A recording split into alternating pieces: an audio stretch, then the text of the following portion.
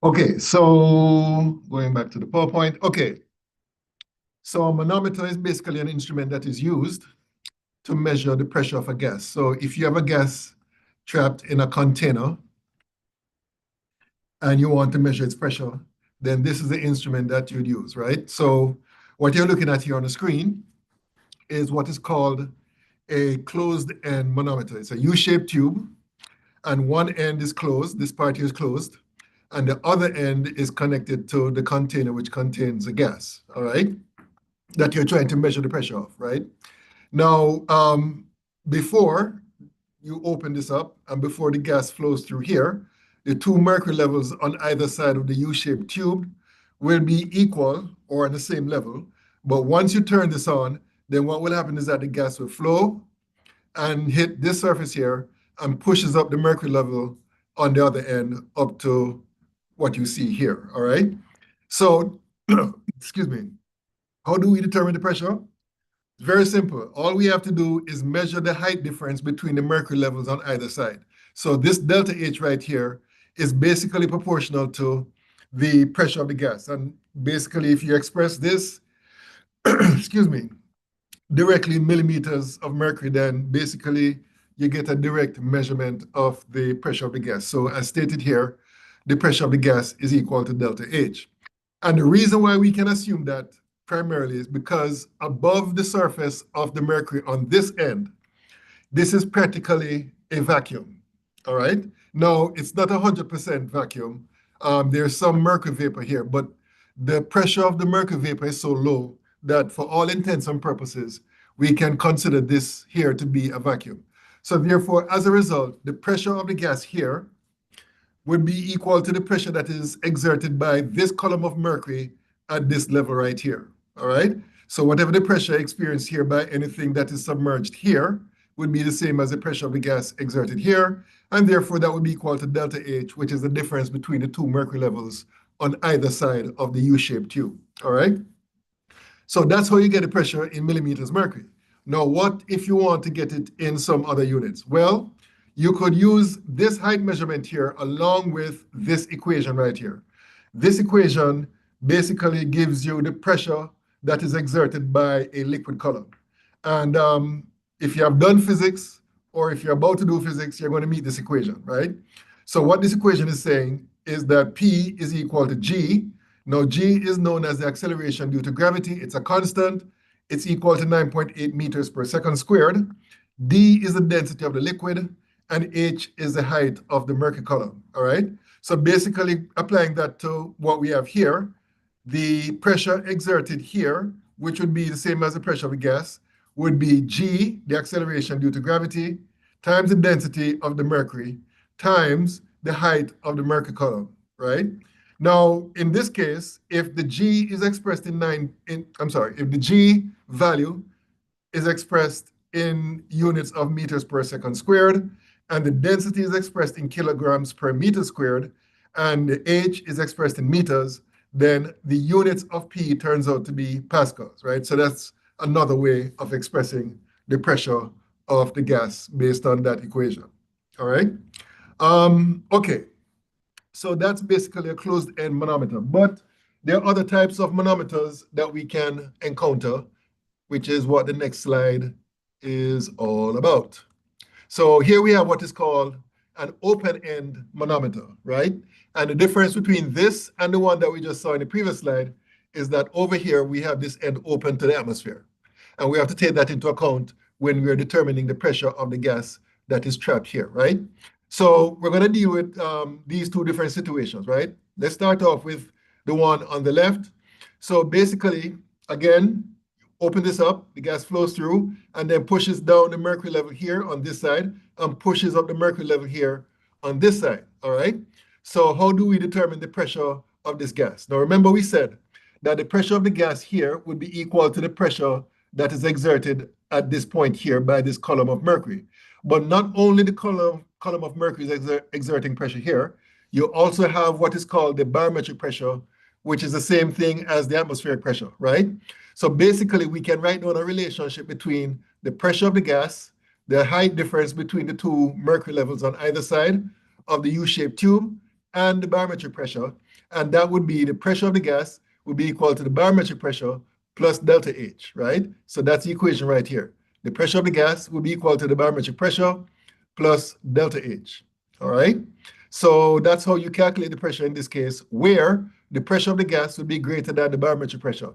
Now, on the other hand, on this side here, we have a different situation where the barometric pressure is greater than the pressure of the gas, right? And we see that because the mercury level here, which is exposed to the atmospheric pressure, is pushed further down compared to the level of the mercury here, where the gas is exerting pressure, right? So again, we can establish a relationship between the barometric pressure, delta H, and P gas, right? And that is the barometric pressure is equal to P gas plus delta H, which is what we have here, right? The barometric pressure, which would be the same as the pressure exerted here, would be the delta H value plus the P gas, and that's the equation here. So as you can see, the equations are slightly different depending on whether or not the barometric pressure is greater than the pressure of the gas, all right? Now, there's a question being asked here. Let me hook up my tablet here so I can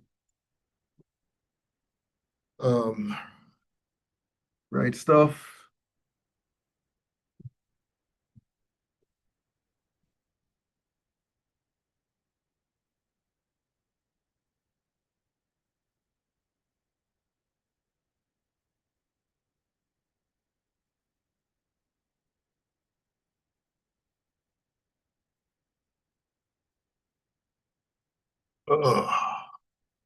Okay, so this question is asking,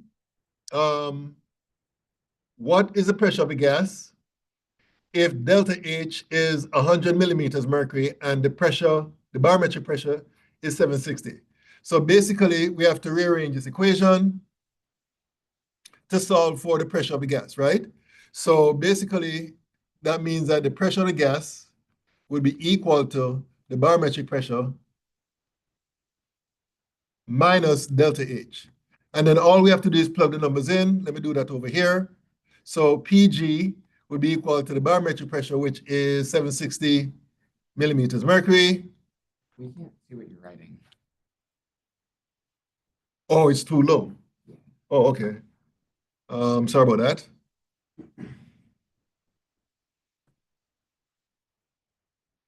Let me do it up here then. Yeah, I should be able to see it up here. Okay, so as I was saying, what was I saying? Oh, P gas would be equal to the barometric pressure, which is 760 millimeters mercury, minus delta H, which in this case is 100 millimeters mercury. So that would be equal to 660 millimeters mercury. All right? And that's how you would do that. All right? Okay, any questions about this? Any questions? Any questions? No questions? Any questions out there in Zoom? Okay, so now this example here, as you can see, I've done some writings here. I was recording a video when I was doing this, so I'm just going to use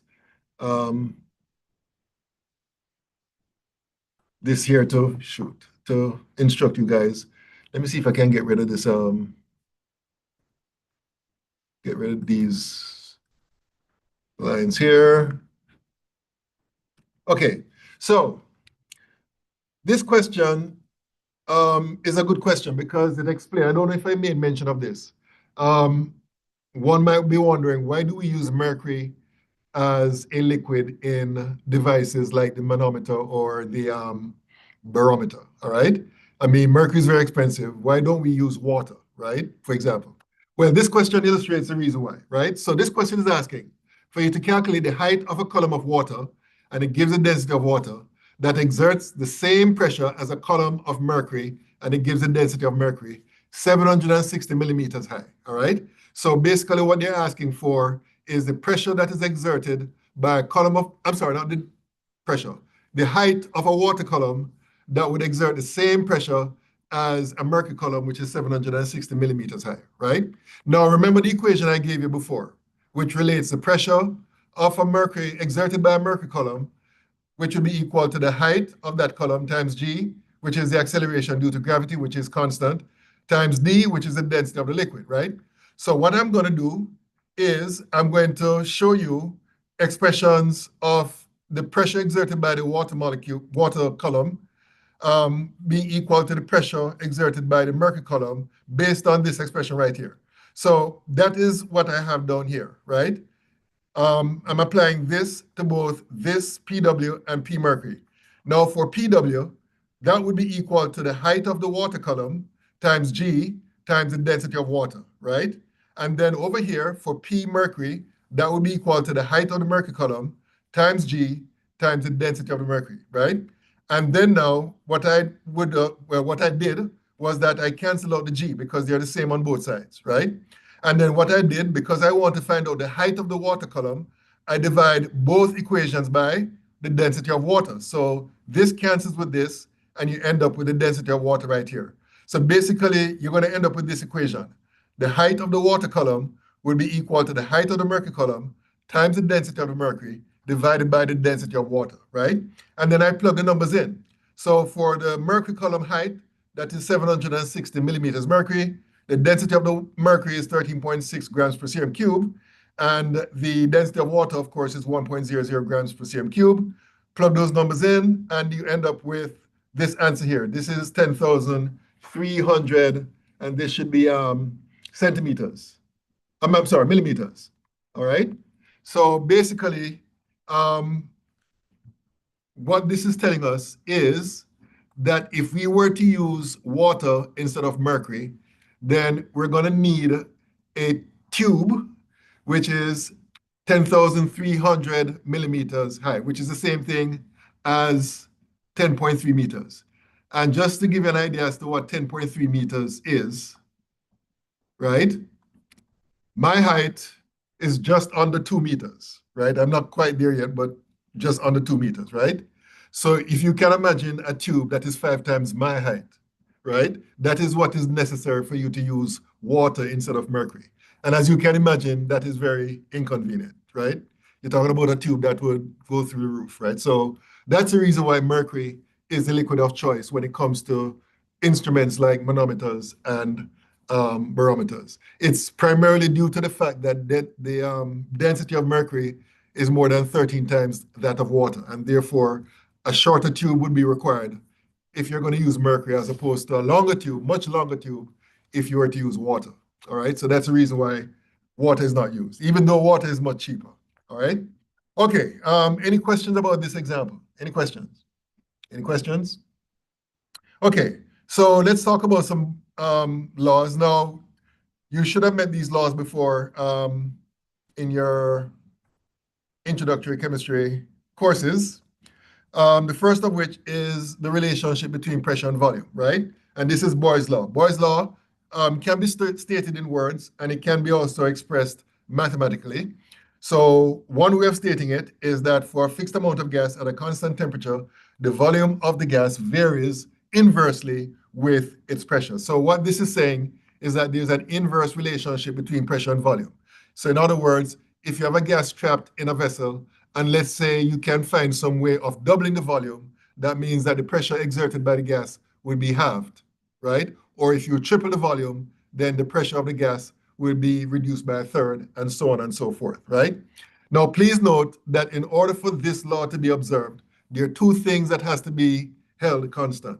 One is the amount of gas that is present in the container, and the other one is the temperature, right? So as long as the amount of gas and temperature remain fixed, then you will observe that inverse proportional relationship between pressure and volume. Now, there's another way of stating this law, again in words, and it's basically saying the same thing in a different way. Basically, what this is saying, the second version, is that, again, the constraints, if the amount of gas is fixed at a constant temperature, then the product of the pressure and the volume is a constant. So what this is saying is that PV is equal to a constant. P times V is equal to a constant. So those are two ways of saying the same thing. And then we can express it mathematically as you see there. PV is equal to a constant, or P initial times V initial is equal to P final times V final, or my preferred way of expressing it is P1 V1 is equal to P2 V2. Same thing, all right? So basically, those are different ways of expressing Boyle's law. And remember, the constraint here, in order for this law to be observed, is that the temperature is constant and the amount of gas, I'm going to use N for moles of gas, is constant, right? So those two things have to be constant in order for this law to be observed, all right? So that's basically Boyle's law. Now, I think the next slide has, a graphical representation of Boyle's law. Remember we said that there's an inverse relationship between the two, and that is demonstrated here in the graph on the left, right? So basically, let's say you start off with a gas trapped in a vessel where the pressure exerted by the gas is 4.0 atmospheres and the volume is V. So V could be some number, right? And then what you do is double the volume, right?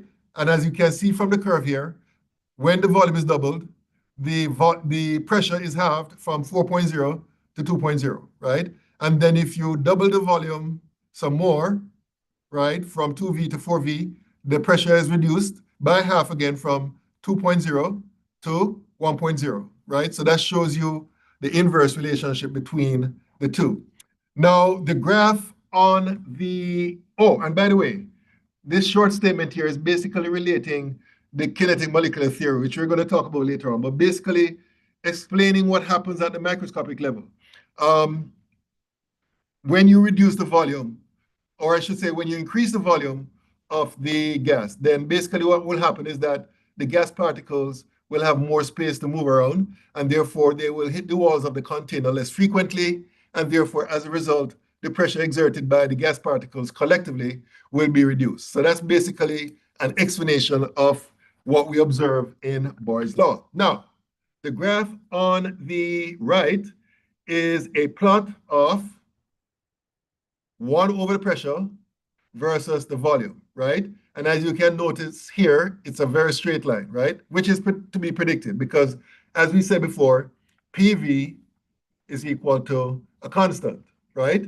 So if we plot 1 over P versus V, that would be, well, let me rearrange this equation here. So V, I'm going to set that to be equal to K times 1 over P, or another way of stating it is 1 over P is equal to 1 over K times V. And then if we plot this on the y-axis and V on the x-axis, as shown in this graph, then you're going to get a slope of 1 over K, right? Which would be the slope of that line, all right? So that's basically what you'll observe when you plot 1 over P versus V. Now, this question is asking, estimate the pressure at 3V and at 5V. And the question is, which plot is easier to use for making this estimation? And the simple answer is the straight line plot is easier, right? You can use the curve plot as shown over here, but it's tend to be less accurate compared to having a straight line. I'll explain why by using this graph right here. The question is asking, estimate the pressure at 3V. So this is V here, and this is 2V. So 3V should be smack in the middle. So if you draw a line, perpendicular line, straight down, this is 3V. Oh, my bad. Sorry. 3V should be here. What am I thinking? Let me clear this here. That's incorrect. 3V will be here, between 2V and 4V, right? So what does that mean? To get the pressure, we draw a horizontal line which meets the plot, and we look at where that line cuts the y-axis. And from the look of things, it seems as if this is right between 1 and 0.5. So I would say this is 0.75, right? So remember now, this axis represents 0.75. I'm sorry, this axis represents 1 over P. So if 1 over P is equal to 0.75, then P would be equal to what? 1 over 0.75, which would be equal to 4 over 3, which would be equal to 1.33 recurring. All right? So that's basically how you can determine the value for P based on the value given for 3V, right? And to answer the next part here at 5V, basically 5V will be somewhere here. And you do the same thing. You draw a vertical line up where it touches the plot, and then draw a horizontal line across. And then you figure out what 1 over P is, and then based on that, you figure out what P is. And that's it. Okay, what did I do? All right. So that's Boyle's law. So here's an example. It says you have a balloon where the volume is 4.50 liters and the atmospheric pressure is 748 torr. And then the balloon is taken to a mountain resort where the atmosphere is 557 torr. And the question is asking for the volume of the balloon up there in the resort. This information here has nothing to do with the question, so you don't need that, right? Now, whenever it comes to word problems like these, you need to identify the different terms. Now, in this case here, it's a Boyle's law question because they gave you pressure and volume values, right? So you have to read the question and identify what is P1, what is V1, and so on, right? So based on the information provided in this particular question, the V1 would be the 4.50 liters, the P1 would be the pressure, and the P2 would be the final pressure, right? So P1 is the initial pressure, P2 is the final pressure, and the question is asking for the volume, right? So V2 is what the question is asking for. So since we know that P1 V1 is equal to P2 V2, then we can say that V2 will be equal to P1 V1 over P2. And then we plug the numbers in. So P1, as we said before, is 748 torr. V1 is 4.50 liters. And P2 is 557 torr. And then we do the number crunching.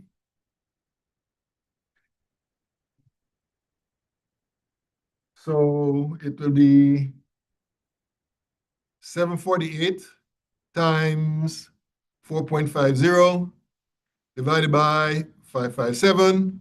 And according to my calculation, this works out to be equal to 6.04 liters because the torr units will cancel out. And that's basically how that question would be done. All right? Okay, any questions about this one? Any questions? Any questions? Okay, let me just say something before I move on to the next slide about the application of Boyle's law. Whenever you're using Boyle's law, it does not matter what the units of pressure or volume would be, right?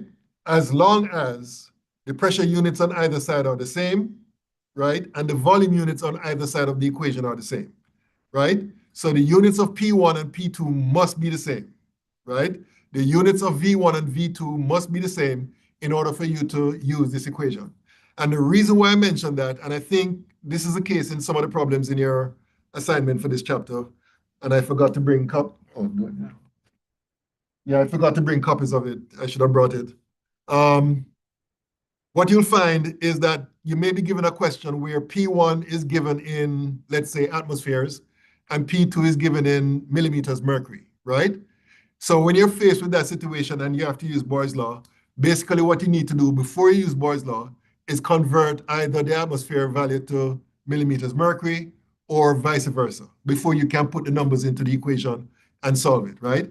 And the same is true for the volume units as well. It doesn't matter what the volume units are as long as V1 and V2 have the same units, right? So V1 and V2 could be in gallons, or it could be in liters, or it could be in milliliters. It doesn't matter as long as the units are the same on both sides. So that's very important for you to recognize when using Boyle's law or applying Boyle's law to solve certain problems. Okay, so with that said, let's move on to another law known as Charles' law. And this law describes the relationship between the volume of a gas and the temperature. And again, it can be expressed in words, which we have right here. So according to Charles' law, the volume of a fixed amount of gas at a constant pressure is directly proportional to its, and this is very important, its Kelvin or absolute temperature. All right. So in this case, the law is very specific about the units of temperature that is used in this law, right? So basically, that's the law in words. And mathematically speaking, oh, before we get to that, so this brings us to the concept of what we call absolute zero, right? Absolute zero is a purely theoretical concept because in practice, that temperature has not been reached the last time I checked. And scientists are working on it. So, and I think they have come real close to it, but they haven't achieved it, right? Basically, this is a temperature where, and I'm going to show you the graph shortly, where the extrapolation seems to suggest that when the temperature gets to that value, the gas molecules will have no kinetic energy, right? There are three forms of kinetic energy that molecules will have: rotational, translational, and vibrational, right?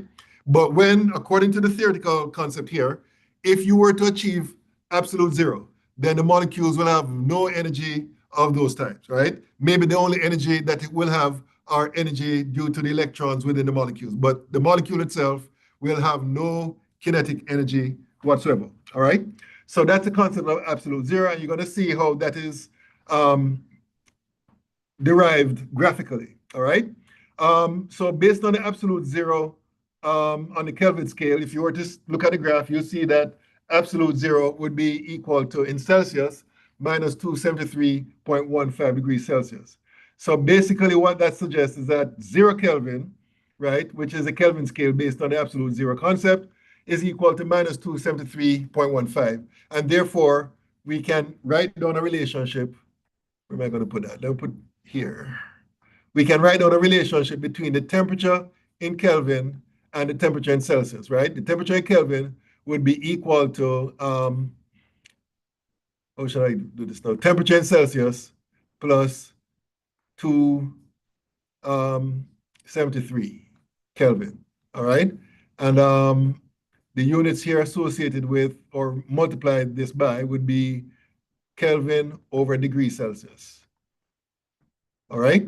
So basically what it comes down to is if you're gonna convert from Celsius to Kelvin, you simply add 273 to the Celsius value, and that gives you the Kelvin value. All right? You want us to use 273 instead of like Yeah, we can drop 273 the, should be enough, we right? can drop the 0.15. Yeah, you don't have to include the point. Not for me. You don't have to include the 0.15. Okay, so here's where I'm going to show you how we arrive at this 0 Kelvin, or absolute zero, I should say, right? So this here is a plot of the volume of a gas versus the temperature, right? And we all know what happens. If you cool a gas, then its volume is going to shrink, right? And if you cool the gas to a low enough temperature, you're going to get to the boiling point of that gas, right? So that's where, if you cool it below the boiling point, what will happen is that the gas will be converted to a liquid, right? So basically, you won't be able to get any more data points in the liquid state for the gas below the boiling point. So what was done in order to see what would happen if the gas could exist as a gas below that temperature is that they extrapolated this line here, right? So after time, it becomes a liquid. So they basically extrapolate this line to see where it would cut the x-axis, and they cut the x-axis right here at minus 273.15 degrees Celsius. And basically what that seems to suggest is that if the gas were to exist as a gas at that temperature, then basically the volume would be contracted to zero, which would mean that, again, the molecules will have no kinetic energy whatsoever, right? So that is what is called absolute zero, and that's where the Kelvin scale came about, right? So at absolute zero, right, that we call that 0 Kelvin, according to the Kelvin scale, right? Where basically the volume of the gas is predicted to be zero at that temperature, all right? And as I said before, there's a relationship between the Kelvin scale and the Celsius scale, which I showed you on the previous slide. Okay, now here's an example dealing with this law. It says that you have a balloon where the temperature is 27 degrees Celsius indoors, and the volume of that balloon is 2.00 liters. So the question is asking, Oh, shoot, there's something I should have mentioned before. I'm sorry. Um, there's another way of expressing Charles' law. Let me go back to here. I should have written that down here. Charles' law can be expressed as V1 over T1 is equal to V2 over T2, right? That's a mathematical way of expressing Charles' law. Now, again, remember that there are constraints in order for you to observe this law. One of them is that the pressure is constant and the number of moles or the amount of gas is constant. So once those two things are fixed, then you're going to observe this here for Charles' law, all right? And let me just say also that as far as the volume units are concerned, it doesn't matter what they are, right? As long as they're the same, right? The volume units of V1 must be the same as the volume units of V2. However, the temperature must be expressed in Kelvin, right? So you can't use temperature in Celsius for either T1 or T2 or Fahrenheit, right? You have to basically, if you're given a question where the temperature is in Celsius, then you have to add 273 to convert it to Kelvin, and then you plug it into this equation, all right? Okay, so going back to what I was about to talk about. So here's a question. They gave you the temperature, they gave you the volume indoors, and then they took the balloon outdoors, and they're asking for the volume where the temperature is minus 23 degrees Celsius, right? So again, you're given a word question. You need to pick out the different values. And based on what I see here, T1 would be the 27 degrees, which you have to convert to Kelvin. So 27 plus 273 gives you 300 Kelvin. So this is going to be 300 Kelvin, right? And then for volume initial, that's V1, which would be the 2.00 liters. And this here is T2. T2. And again, you have to convert that to Kelvin. So that's 273 minus 23. So that would be 250 Kelvin. All right. So the question is asking for V2. So remember now, the equation I just showed you was V1 over T1 is equal to V2 over T2. So if you want to get T2 by itself, on one side, you multiply both sides by T2. So that this will cancel out with that. So you're going to end up with V2 is equal to V1 over T1 times T2. And we just put the numbers in. So V1 is 2.00 liters times T2, which is 250 Kelvin, divided by T1, which is 300 Kelvin. And whatever we get there, that would be the answer. The Kelvin units will cancel out here and here. And according to my calculation, 2 times 250 divided by 300. Okay, so according to my calculation, this works out to be, when rounded off to 3 sig figs, 1.67, because there's a recurring 6, so round off to 3 sig figs. And the units would be liters for that, all right? And that's basically how that is done. Any questions? Oops.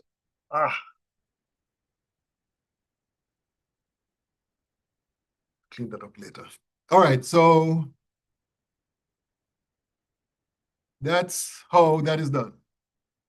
All right, another law we need to talk about is what is known as Avogadro's law. And this law relates the moles of a gas to its volume. Again, it is stated in words where it says that at a fixed temperature and pressure, the volume of a gas is directly proportional to the amount of gas in moles or to the number of molecules of the gas. You can express it mathematically as well. These are 3 different ways of expressing it. And there's yet a third way, which is more useful in terms of problem solving, which would be V1 over N1 is equal to V2 over N2. All right? So that's the relationship between the volume of a gas and the moles. Okay, so at this juncture, I want to introduce, or I probably should say reintroduce, because this is something that you should have met before, this term, standard temperature and pressure, STP. Because gases undergo drastic changes when you change the temperature and pressure, and that can affect other values as well. In order to make meaningful comparisons between, let's say, different gases, what was decided by the powers that be is that we assume a particular standard temperature and pressure so that you can make, reasonable comparisons and solve certain problems, right? So the powers that be decided that standard temperature would be 0 degrees Celsius, which is the same thing as 273 Kelvin, and 1 atmosphere, which is the same thing as 760 millimeters mercury. So whenever you see a question and they say that the conditions are STP conditions, then you should immediately understand and remember that we're talking about the temperature of 0 degrees and a pressure of 1 atmosphere, all right? Another thing we need to talk about is this concept here. Again, this is something you should have met before. This concept of the molar volume of a gas, right? The molar volume of a gas, as you can see by the definition here, is the volume that is occupied by 1 mole of the gas, all right? And then there's another fact that I need to, again, reintroduce to you, and that is that under STP conditions, the molar volume of a gas is going to be equal to 22.4 liters. And we can actually prove this to be true based on some equations that you're going to meet later on. In fact, maybe shortly after a couple of slides here. All right? And this will be true for all gases, right? All gases, right? Doesn't matter what the gas is. The molar volume of an ideal gas is 22.4 liters. And again, later on, we're going to talk about the difference between an ideal gas or perfect gas and a non-ideal or real gases or non-ideal gases, all right? Okay, so based on, I thought I had an example here. Okay, unfortunately, I don't have an example employing Avogadro's law. So let me just go to Gay-Lussac's law, which is the law describing the relationship between the pressure of a gas and the temperature, right? And according to this law in words, at a fixed volume and moles of gas, the pressure of a gas is directly proportional to the temperature expressed in Kelvin, all right? So again, there are different mathematical ways of expressing it. The way that is most useful for most problem-solving exercises would be P1 over T1 is equal to P2 over T2, all right? And again, it doesn't matter what the P1 and P2 units are. However, for T1 and T2, the temperature values or the temperature units must be Kelvin units, all right? So P1 and P2 could be any other pressure unit, atmospheres, millimeters mercury, pounds per square inch, but the temperature units must be expressed in Kelvin, all right? Okay, so let's look at this example here. It says, calculate the volume occupied by 4.11 kilogram of methane gas, and it gives a formula for methane under STP conditions, right? So you're starting off with 4.11 kilograms of methane, and you want to find out the volume, presumably in liters, at STP, all right? Okay, so let's start off with the 4.11 kilograms. And the first thing I would do is convert this to grams. Whoops. Let me erase this here.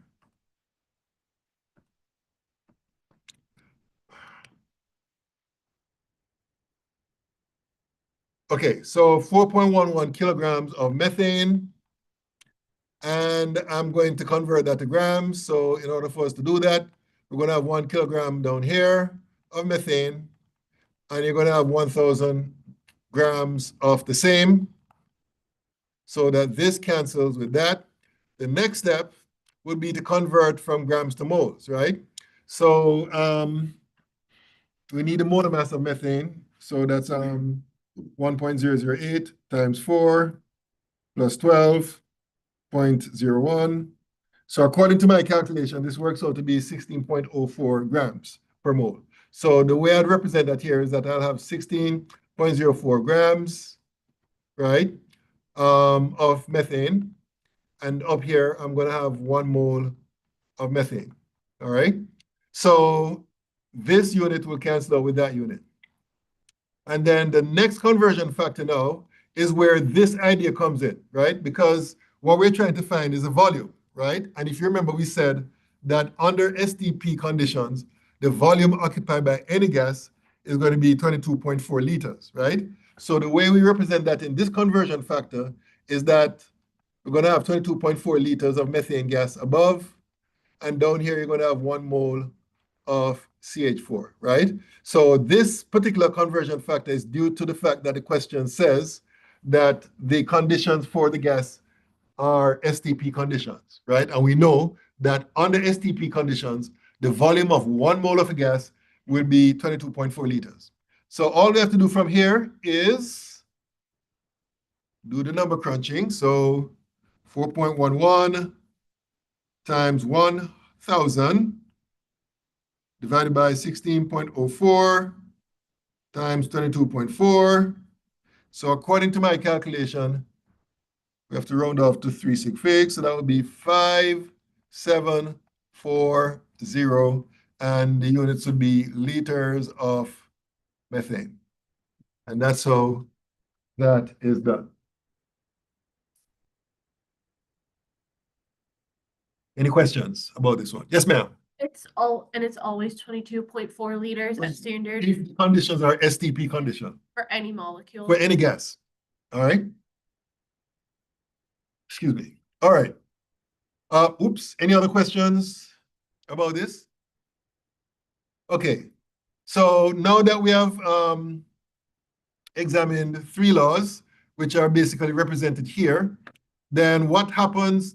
Well, this begs the question. Okay, let me step back a bit. So for each of these laws, there are 2 things that must be held constant, right? So for example, in the case of Boyle's law, it is the temperature and the amount of gas that must be held constant. In the case of Charles' law, it would have to be the pressure and the amount of gas held constant. And in the case of Gay-Lussac's law, it would be the pressure and temperature that would be held constant. So this begs the question, what if all these things change, right? How would these different terms relate to each other? Well, we can see that based on what we have here, we can combine them to get this expression right here, where the volume is proportional to NT divided by the pressure, or we can rearrange it to get PV is equal to, or divided by NT is equal to a constant, right? And we're going to say more about this constant later on. Or we can express it this way, which is more useful. Well, this can be useful, but this is also useful when it comes to calculations involving, let's say, a gas starting from state 1 to state 2, where everything changes. Pressure, volume, the number of moles, and the temperature, right? So this is the equation that relates pretty much all the terms, right? And basically, you can use this equation to find one of these if you know the other 7 terms. Of course, it may involve some algebraic rearrangement, right, for you to determine what you're trying to find. Yes, sir. So I don't know if it really matters, but because it is the same, but last year I think it was learned as PV equals nRT. Yeah, we're getting to that. Right, exactly. That's what the constant is, the molar gas It's constant. the same. Right, exactly. Yeah. Okay, so but before we get to that, let's look at this example. So this question says the flask pictured in figure 5.11 contains oxygen, and the one on the left is at STP, the one on the right is at 100 degrees Celsius. What is the pressure at 100 degrees Celsius? So based on the equation I just showed you, P1 V1 over N1 T1 is equal to P2 V2 over N2 T2, right? Now, because the container is the same, right? That means that the volume is the same, which means that V1 will be equal to V2. So we can cancel those out, right? And also the amount of gas doesn't change, right? Going from the ice bath to the boiling water. So that means that N1 and N2 would be equal as well. Oh, by the way, this should be T2, all right? So basically this simplifies to P1 over T1 is equal to P2 over T2, right? And what the question is asking for is P2, right? So we can rearrange this to get P2 is equal to P1 T2 over T1. And then we put the numbers in. So P1, what is P1? Well, the hint is given right here, right? That would be 1 atmosphere, which is what is shown here. Excuse me, so, excuse me. So 1.00 atmosphere would be P1, and then T2 would be 100 degrees Celsius. So this is T2, but remember it has to be expressed in Kelvin. So you have to add 273 to this to give 373 Kelvin. So that would go here, multiplied by 373 Kelvin. And then we divide that by T1. What's T1? Well, again, we have to go to this, right? T1 is standard temperature, which would be 273 Kelvin. So we're going to put that down here. And then we do the number crunching to get the, oh, again, I'm writing outside of, let me erase this here so that you can see. Let me just erase all this here. And let me see if I can squeeze it up here. So P1, P2 is equal to P1, which is 1.00 atmospheres times 373 divided by 273. And this would be Kelvin and Kelvin, which would eventually cancel out. So 1 times 373 divided by 273. And according to my calculation, when rounded off to 3 sig figs, that would be 1.37 atmospheres. That's how that is done. Any questions? Any questions? Okay. Oh, here's a question being asked right here. What pressure would be exerted by the vessel if it were transferred to an oil bath where the temperature is 200 degrees, right? So basically what you're saying here is that T2 in this case would be 200 degrees. Again, you have to convert that to Kelvin. So 200 plus 273, that would be equal to 473 Kelvin. And basically what you're going to do is plug in the 473 in the equation right here where the 373 is. So you're going to put 473 here and then do the calculation. So that's 473 divided by 273, and according to my calculation, that would be equal to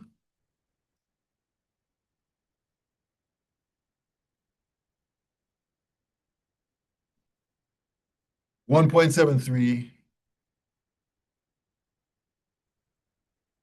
and the units would be atmospheres. And that's how that is done. All right? Any questions about this particular example? Any questions? Any questions? All right. So, back to what you were saying earlier, right? Basically combining all the laws that we have learned. And you'll notice, as I said before, there are 2 things held constant in each case. So basically to combine all of these so that you can get a relationship between all the variables involved, this is what you're going to end up with. PV over NT is equal to the constant, and there's a special name and symbol for this constant. The symbol is R, and the name of this constant is the molar gas constant. And we can rearrange that equation to this. This is more likely what you'll observe in textbooks and so on, right? So PV is equal to nRT. That is called the ideal gas law, right? Where P is the pressure of the gas, V is the volume, N is the number of moles, R is the molar gas constant, which does not change, that remains constant, and T is the temperature in Kelvin, right? So basically what is shown here is the units for the different terms in this equation. If P is in atmosphere, V is in liters, N is in moles, and T is in Kelvin, then basically R would be equal to this number right here. For our purposes, we can just round this off to 3 sig figs. So this would be 0.0821 for all purposes, liters, atmospheres per mole Kelvin. All right. Now, basically, that's the value for these different units for pressure, volume, and so on. Now, if there are other units used, then the numerical value of R must change, right? So to illustrate this, you're going to see here what are three different numerical values for the same thing, for R. And the reason why there's a difference is because the units are different, right? So this is the one that we just looked at. The units of R can be expressed as liters atmospheres per mole Kelvin, right? And this is true if the pressure is in atmospheres. And it's true for the other units as well, right? But if you were to switch from atmospheres to torr, then you're going to end up with a different numerical value, even though it represents the same thing, right? So if pressure is in torr instead of atmospheres, then this would be the value of R. Now, I must say that I don't anticipate us using this value of R in any problem-solving exercise, right? Now, on to the third value here, 8.31 joules per mole Kelvin. That would be the value of R if the pressure is expressed in pascals and the volume is expressed accordingly in meters cubed, right? So if those are the units involved, then basically the R value is going to be 8.31 joules per mole Kelvin. And I do anticipate us using this value later on in this chapter. So when we get to that particular topic, I'm going to stress the fact that the R value that you're going to use in those instances would be this R value right here, right? But in most other problems, the R value that you're going to use would be this one, all right? Okay, so let's look at some examples.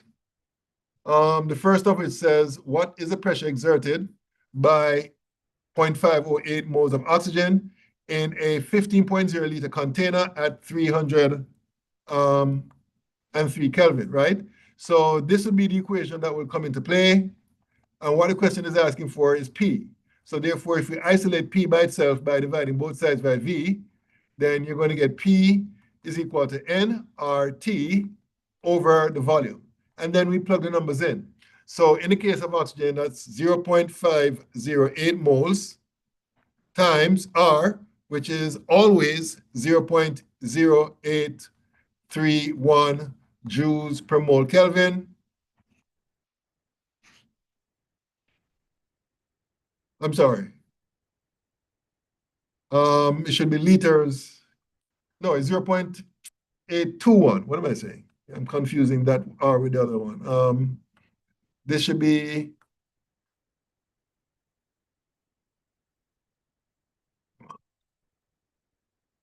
this should be 0.0821. All right. And the liters unit should be here. Atmospheres over mole Kelvin. Then we multiply by the temperature, which is 303 Kelvin. And then we divide all of that by the volume, which is 15.0 liters, right? So the mole units cancel out, the Kelvin units cancel out, and the liter units cancel out. So the only unit remaining would be atmospheres, right?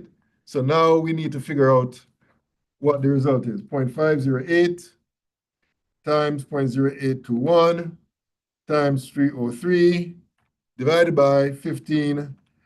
Oh, shoot, I did something wrong. 0.508 times 0.0821 times 303 divided by 15. And according to my calculation, this works out to be equal to 0.842 atmospheres. And that's how that is done. All right?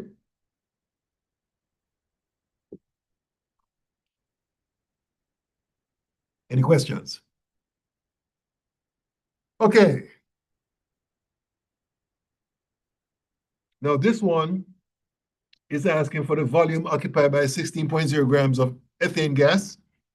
And they gave you the formula for ethane at 720 torr and 18 degrees Celsius, right? So this time it's asking for the volume. V would be equal to nRT over P, all right?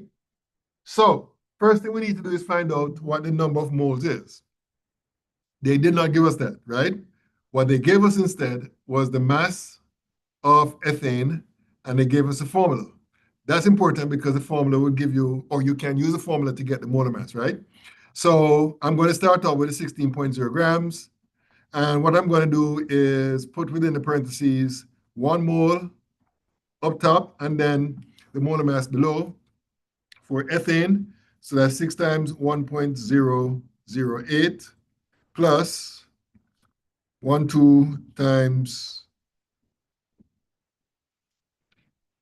I'm sorry, 2.01 times, okay, I need to do this over, 16,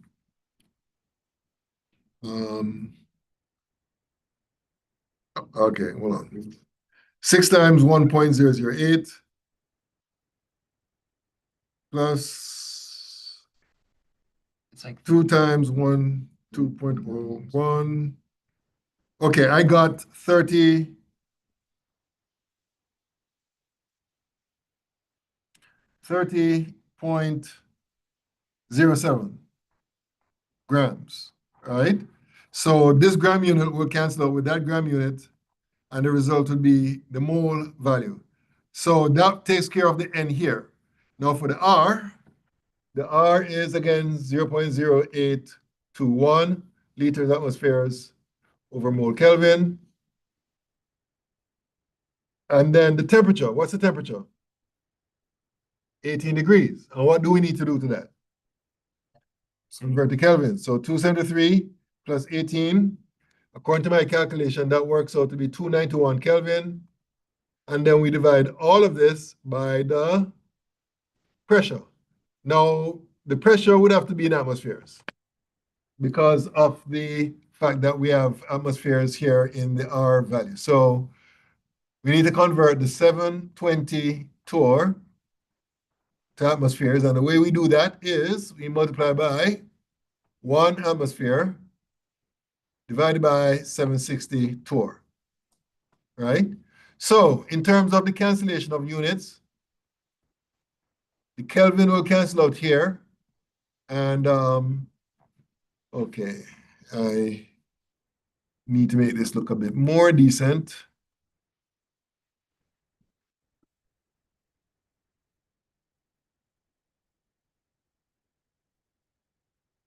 Okay, so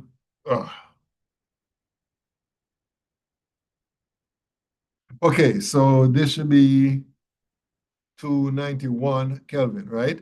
So the Kelvin units will cancel out here and here. The mole unit will cancel out here and here. And what else? The torr units will cancel out down here and here. And atmospheres will cancel out here and here. So the final unit will be liters. So now let's crunch numbers. 16 divided by 30.07 times 0.0821 times 291. And then I'm going to divide by 720 times, or not times, divided by 760. Okay, so according to my calculation, and please correct me if I'm wrong, but I got, rounded off to 3 sig figs, I got 0.947. All right? Okay, what time is it?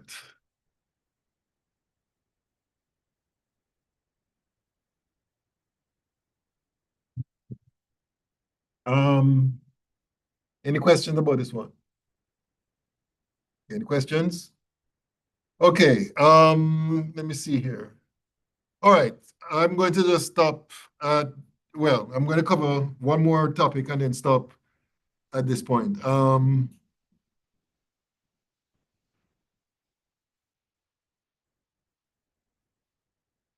Okay, so one of the applications or utility of the ideal gas law is that we can use it to determine the molar mass of a gas. So let me explain what I mean by this. So let's remind ourselves of the relationship between the molar mass of a substance and its mass, right? And the relationship can be described mathematically as what you see here. The molar mass of anything, including gases, will be equal to the mass in grams divided by the number of moles. So therefore, you can rearrange it to get an expression for N, the number of moles, that would be equal to the mass in grams divided by the molar mass. All right? Now, when it comes to the ideal gas equation, we can also rearrange it to get N equals something. In this case, N is equal to PV over RT. So because this is equal to this, we equate them together, and then we rearrange it to find M, right? So basically, when you solve for M, this is what you're going to get. M, which is molar mass, that's the uppercase M, that will equal to the mass in grams times R times T divided by the pressure and the volume, all right?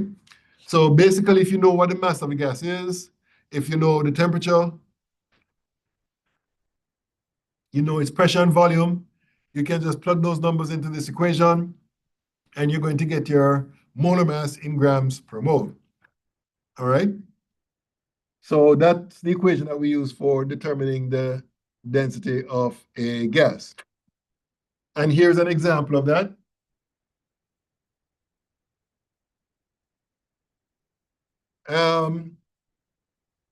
So this question is asking for the molecular mass of the gas, and it gives you some information here. It gives you the mass of the gas, it gives you the volume of the gas, it gives you the pressure and the temperature, right? So this equation is what we just were introduced to. Uppercase M is equal to MRT over PV. All we have to do is plug the numbers in, right? So 0.550 grams will go there, times 0.0821 liters atmospheres per mole Kelvin, times 289 Kelvin, because the temperature is given as that. And then you're going to divide by the pressure, which is 0.968, and the volume, which is 0.200 liters. And then you do their number crunching, you're going to get 67.4 grams per mole. But please note that the question is not asking for the molar mass. The question is asking for the molecular mass. So all you have to do is switch out the units, and you get the right answer in AMU. All right? And that's basically how that is done. Any questions? Any questions? Okay. Here's another example. Again, it's the same idea. The only difference in this case is that you have to do some unit conversion. So for example, they gave you temperature in Celsius, so you have to convert that into Kelvin, which would be 373 Kelvin. And then they gave you the pressure in torr, so that's why we have to do this down here. You have to convert the pressure from torr to atmospheres. But pretty much everything else is just like what we did before. You plug the numbers in, and according to my calculation, you're going to end up with this as your molar mass, which means that the molecular mass is 87.7 AMU. All right? And that's how that is done. Okay, I think I'm going to stop here for today. And let me just say that as I said before, I wanted to, hold on, somebody's saying something. Oh, okay, so somebody's asking, how do you know which law or formula to use when looking at a question? And do we convert milliliters to liters? Okay, to answer your second question first, Miss Anwar, yes, we do convert milliliters to liters if the R value that you're going to use is 0.0821 liters atmospheres over mole Kelvin, right? So yes, you'd have to convert to liters before you can put those volume units or volume values into the equation. Now, for your first question, it says, how do you know which law or formula to use looking at a question? Well, to answer that question briefly, you have to look at the question, and you have to identify the different terms, and then you have to ask yourself which law ties all these terms together, and that would be the law that you would use. All right, so that's a relatively simple answer to a question which involves maybe something more in terms of searching, but that's basically what it comes down to. All right, so I hope that answers your question, Miss Anwar. All right, get to this here. Okay, so we answered this question. Okay, I'm going to stop here. Yeah, I'm going to stop here for today. So I'll see you guys on Friday.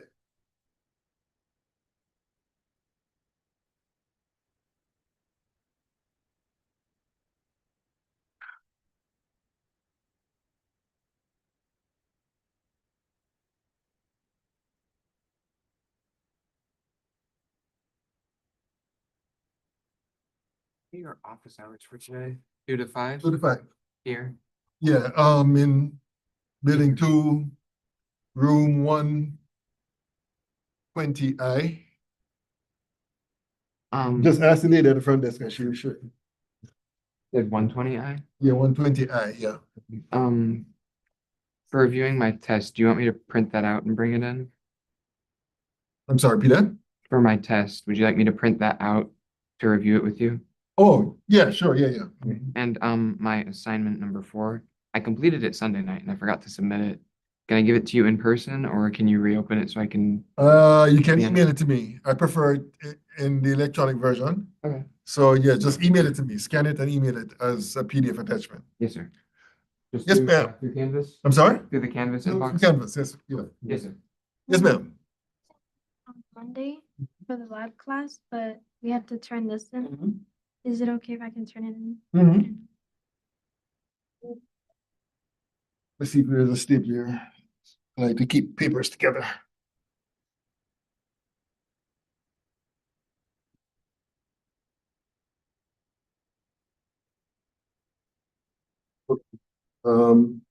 Yes, I'll just take it as it is. Thank you. All right, no problem. Take care.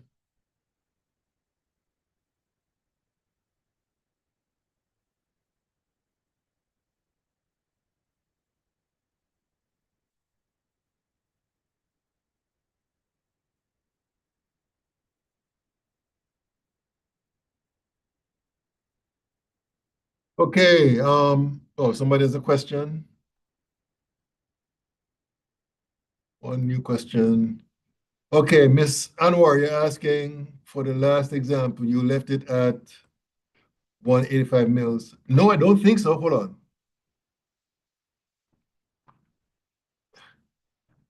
You see this right here, Miss Anwar?